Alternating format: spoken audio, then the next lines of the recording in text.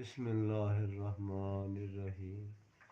नबी जवानों वास्ते, बुढ़िया वास्ते, सारे वास्ते तोहफा है एक सफूफे मुगल्लस। ये दवाई बना के रख देनी है, थोड़े जे पैसे की दवाई है। तो इहदे जेह्ड़े असरात है, जेह्ड़ियां खूबियां वो थानू जो तुसीं इसनूं इस्तेमाल करोगे फिर दस्सणगियां कि वाकई किसी ने कोई गल दसी सी ते साढ़े कम्म आ गई ते साढ़े वास्ते दुआ कर दी। तो हुण असीं तुहानूं दस्सण लगे हाँ भी वो की चीज़ां नाल बनना है। किक्कर दी फली लै लो, तुक्के भी कह दिंदे उन्होंने। किक्कर दी फली लै लैनी है, पंसार तो आम मिल जांदियां। एक